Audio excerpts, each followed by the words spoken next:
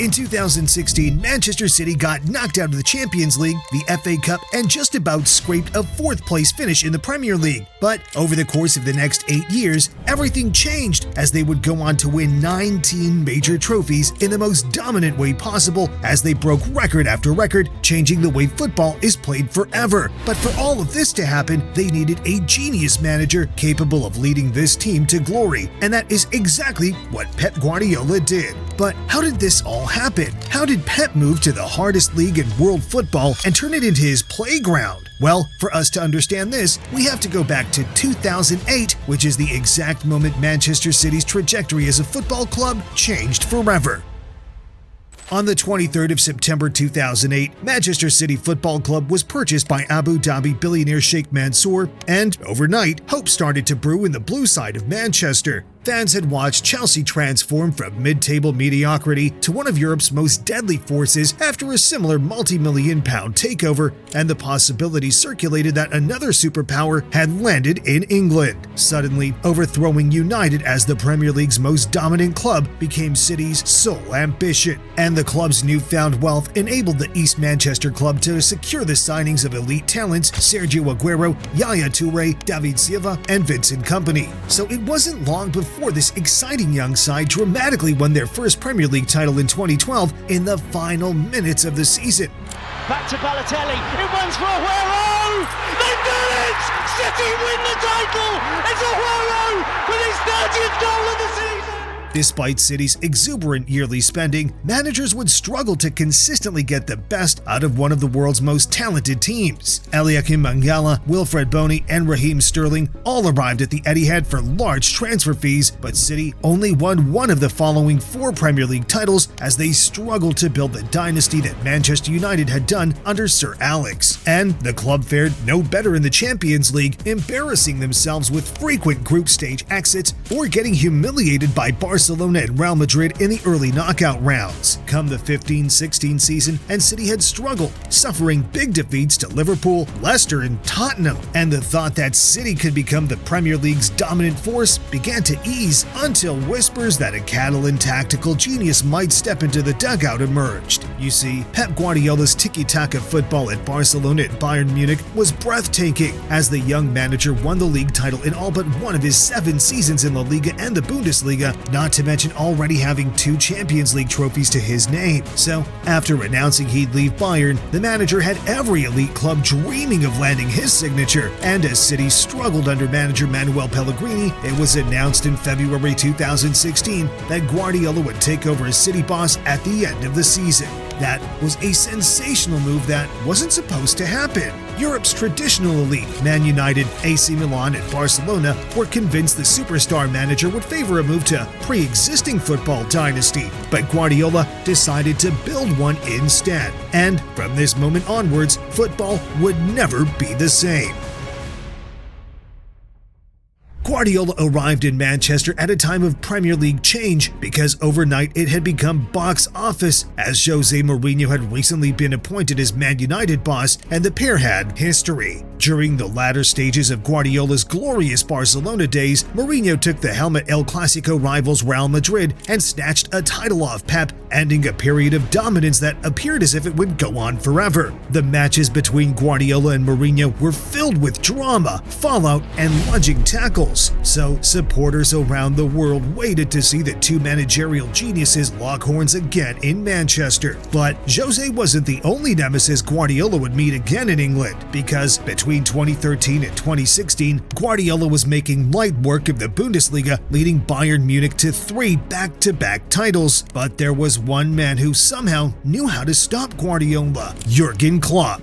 The towering tactician managed Borussia Dortmund while Pep was in Germany and masterminded 4-2, 3-0, and 2-0 victories against the seemingly unbeatable Bayern Munich manager. Klopp's intense gegenpressing football suffocated Guardiola's passing game and proved that the great manager had vulnerabilities and could be beaten by sides who didn't have the same financial power. And to the world's delight, the rivalry would continue in the Premier League, as several months earlier, Klopp had been appointed as Liverpool's boss with a fierce promise to return the Koppites to their former glory. So, if Guardiola was going to lift his first Premier League title, he'd have to overcome his two toughest managerial opponents ever faced. Now, despite Pep's pedigree walking into the Premier League, many pundits doubted whether Guardiola's football could succeed in the face of such aggressive competition on tricky away grounds like Stoke, especially if it was rainy. And for the first year, they would be proven right, as this Man City team was not exactly set up to play beautiful passing football, and he had some work to do.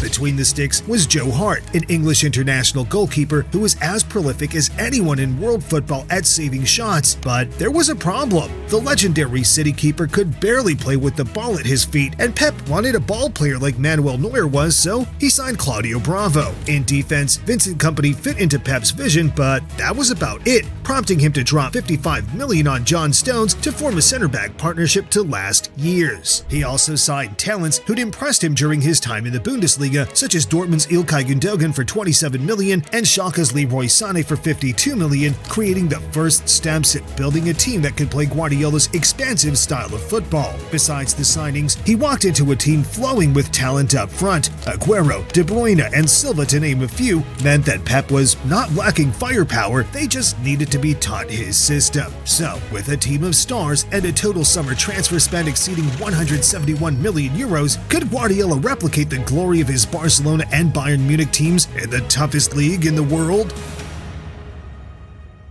Guardiola's Man City began their journey as they hosted in the Premier League on the starting day with a starting lineup that hardly looked like an outfit that would dominate the division for the following decade. Willy Caballero started between the sticks, and Gaël Clichy, Alexander Kolarov, John Stones, and Bakary Sagna completed a shaky-looking defensive structure. Many believed City's hopes were reliant on their exciting midfield and attack, which featured Fernandinho, Kevin De Bruyne, David Silva, and Sergio Aguero. Despite the imperfect starting lineup, City edged Sunderland 2-1 before following their opening day victory with another 5 back-to-back wins, including a 2-1 triumph against arch-rival Mourinho. Things were looking good for Guardiola until October arrived, and he endured arguably his toughest 2-month managerial spell to date. City traveled to Tottenham, sitting top of the Premier League, feeling dismissive of their White Hart Lane opposition. But Dele Alli inspired the London club to a 2-0 victory, and City rarely threatened throughout the 90 minutes. Guardiola then suffered frustrating 1-1 draws against Everton, Southampton, and Sunderland in 3 of his next 4 Premier League matches before his former side, Barcelona, destroyed City 4-0 in the Champions League. As Messi bagged a hat-trick and reminded Pep of the superstars of his former team, he must have felt his current City side was a million miles away from dominating Europe.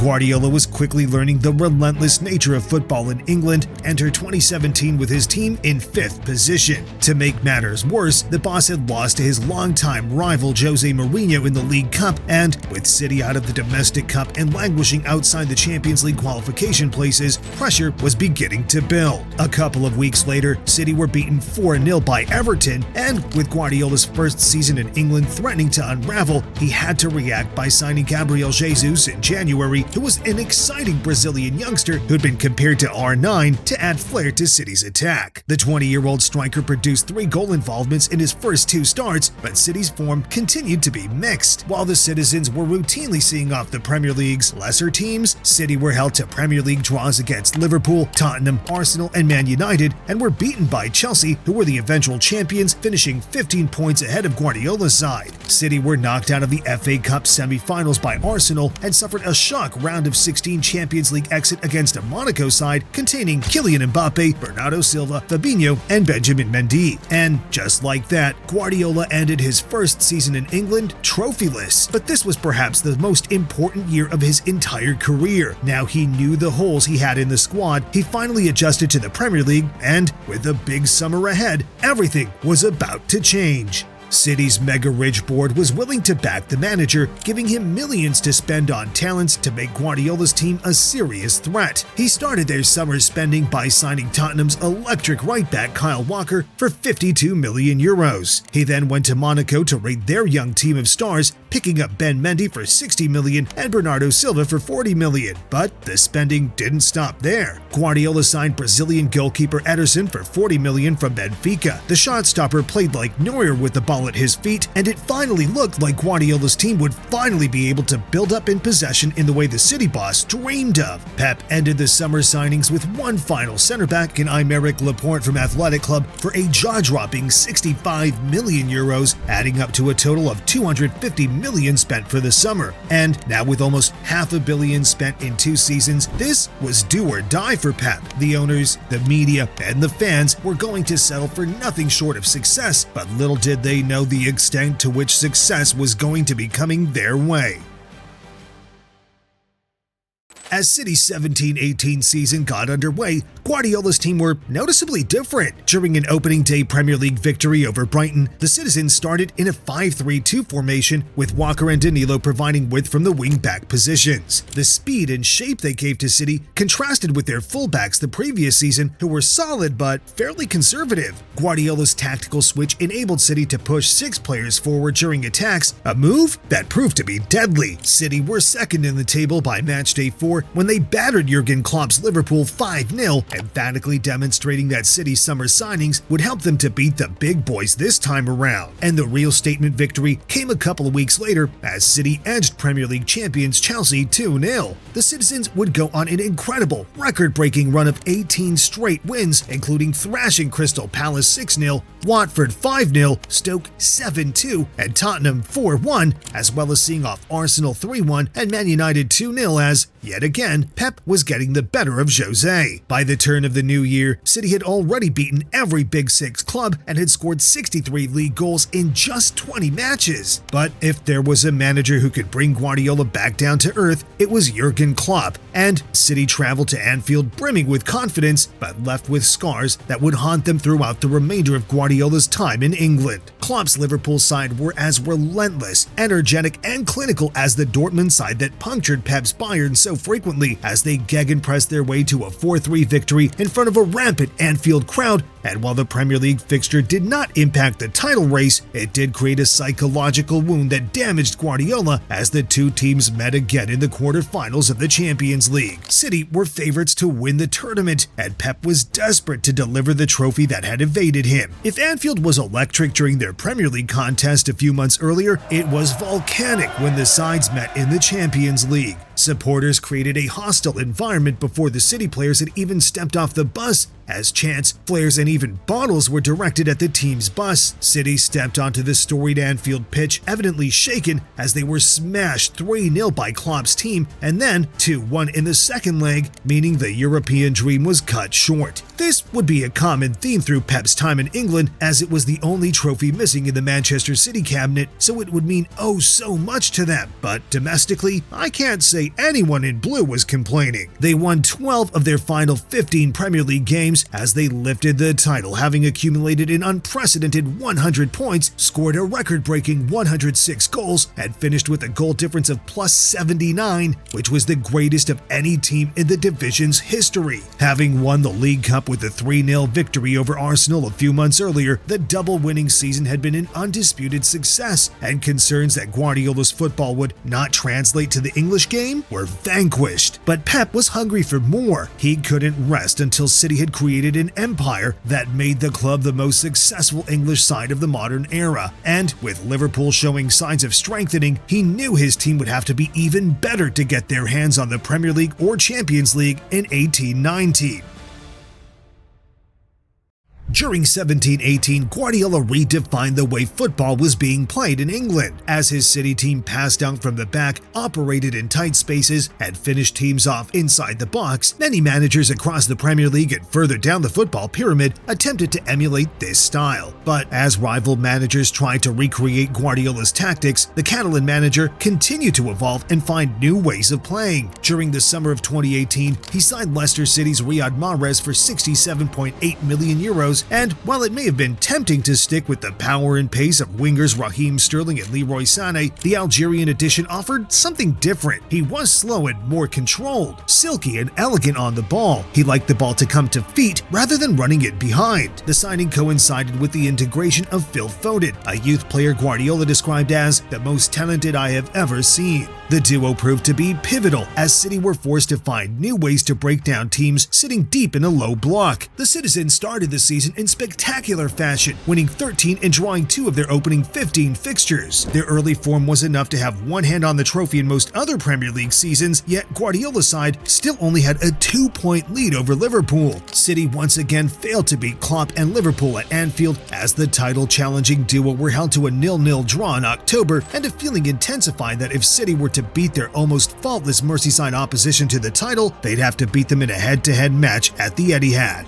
The pressure grew on City in the weeks heading up to the clash, being dubbed as the Premier League final, especially after shock defeats to Chelsea, Palace, and Leicester gave Liverpool a 7-point lead before the pair met in early January 2019. In what was arguably the highest quality game in Premier League history, City edged a 2-1 victory over Liverpool by the tiniest of margins. A famous goal line clearance by John Stones prevented the Copites from coming away with a point, and had the ball traveled a single spin further, Liverpool would be heading back to Anfield with the title nearly won. But City's victory blew the race wide open, and they were sure not to waste their lifeline. Guardiola's men won all but one of their final 17 Premier League matches to somehow finish the season on 98 points and beat one of the greatest teams in top-flight English history to the title by a single point. However, the battle for English and European supremacy between Guardiola and Klopp wasn't over. City were knocked out of the Champions League quarter-finals by Tottenham in one of the most dramatic games the tournament had ever seen,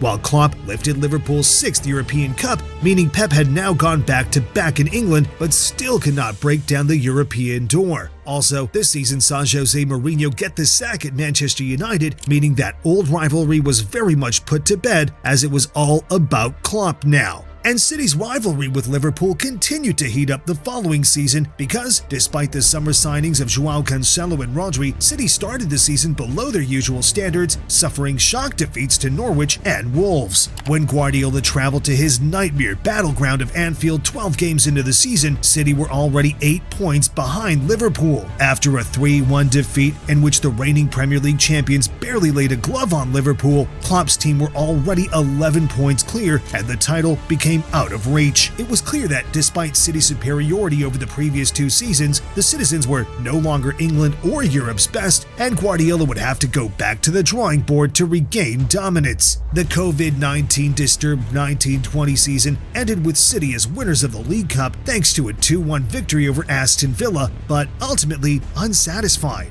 They finished 18 points behind Liverpool in the Premier League, were knocked out by Lyon in the quarter-finals of the Champions League, and lost in the semi-finals of the FA Cup against Arsenal. For a team and manager that were so accustomed to winning, the season was simply not good enough. So Guardiola did what he knew best and reinvented his team to align with his ever-evolving tactics. He signed defenders Ruben Dias from Benfica for €71 million and Nathan Ake from Bournemouth for €45 million to add assurance to a backline that had been exposed too frequently in the previous season. However, City's form continued to stutter. They dropped points against Leicester, Leeds, West Ham, Liverpool, and Tottenham during the opening 10 games of the 2021 season, and many began to question whether Guardiola's tactics had run their course in the Premier League. But the shaky early season wasn't a sign of the beginning of the end for Guardiola at City, but rather the beginning of a new chapter and a new way of playing. Joao Cancelo and Zinchenko were deployed as inverted fullbacks, allowing City to play with an extra man pulling the strings in midfield or protecting the central defenders out of possession. Rodri became imperious from defensive midfield and controlled matches with technique and simplicity in a way the Premier League had never seen before. Meanwhile, Ruben Dias' leadership and ball-playing ability elevated John Stones' game up to a different level as City finally embodied Guardiola's vision. It was a tactical shift partly driven by a desire to regain the Premier League title, but largely to see City over the line in crucial Champions League matches where they'd conceded too many goals to Monaco, Liverpool, Tottenham, and Lyon in the previous seasons. Guardiola's plan was genius. City won 19 of 21 Premier League fixtures between December and May to lift the title without a clear competitor. They strolled past Arsenal, Man United, and Tottenham to win the League Cup and beat Dortmund and PSG on their way to a first Champions League final where they'd meet Chelsea. It was the moment the entire Sheikh Mansour project had been leading up to, but the 2021 Champions League final did not go as expected. City were overwhelming favorites going into the final showdown with Chelsea, but they'd been defeated by Tuchel's resurgent side twice in the final weeks of the season. Lingering doubts emerged as City's lack of dominance in the two matches caused Guardiola to overthink, and he started the game without his ever-present defensive midfielder Rodri. The Spaniards' absence prevented the citizens from controlling the game, and they crumbled to a shock 1-0 defeat. Almost unthinkably, the Champions League dream was forced to wait another season. With City's new system looking untouchable in the Premier League, domestic glory wouldn't be good enough to satisfy Sheikh Mansour, Guardiola, or the supporters the following season. The entire club was on its knees begging for a Champions League triumph. Still, they picked up yet another Premier League, returning themselves to the top of English football, finishing well clear of second-place Manchester United, making it 3 titles in 5 years in England for the citizens. As we head into the 21-22 season, people were just expecting City to win yet another title, and they routinely saw off Premier League opposition each weekend, so attention diverted to the Champions League. PSG, RB Leipzig, and Club Brugge were ruthlessly dispatched in the group stages before City put Sporting CP to the sword in the round of 16. But a tougher ask would await them in the quarterfinals as they faced Diego Simeone's Atletico Madrid. The resolute, defensively minded Spanish club shocked Europe when they knocked prime Liverpool out of the Champions League 2 years earlier, and they'd won La Liga the year before. Simeone's team parked the bus and rattled Guardiola's side in a style so emphatic it would make Mourinho blush, but De Bruyne found a way through as City edged a 1-0 aggregate win. With Liverpool resurgent in the Premier League and pushing in the FA Cup and Champions League, the end of the season seemed to be defined by another Klopp versus Guardiola battle. In fact, the football world dreamed of Champions League and FA Cup finals featuring the two Titan managers, but City would have to overcome a tough task against Real Madrid in a European semi-final first. City entered the semi-final as clear favorites and were confident it might finally be their year to lift the European Cup, and initially it seemed like that would be the case, as goals from De Bruyne and Jesus gave City an early 2-0 advantage in the first leg. But City lost their crucial 2-goal advantage and the game finished 4-3, meaning City would travel to the imposing Bernabeu Stadium with the tie far from complete. Once again, City took the lead, this time through an early Mahrez strike. But unlike the first leg, Guardiola's side controlled the game through Rodri, Cancelo, and Diaz's brilliance and looked set to meet Liverpool in the final of the Champions League. With 90 minutes on the clock, the tie appeared to be dead and buried, but then something crazy happened. Rodrigo scored a right-footed effort that should have been no more than a stoppage-time consolation goal, but panic swept across Guardiola's men. The Brazilian winger added a second with his head moments later, completing an unimaginable comeback and sending the game into extra time. And with City deflated, the tie was only going in one direction. Benzema scored a penalty in extra time to send City crashing out of the Champions League, questioning how and why they'd let almost guaranteed success slip through their fingers tips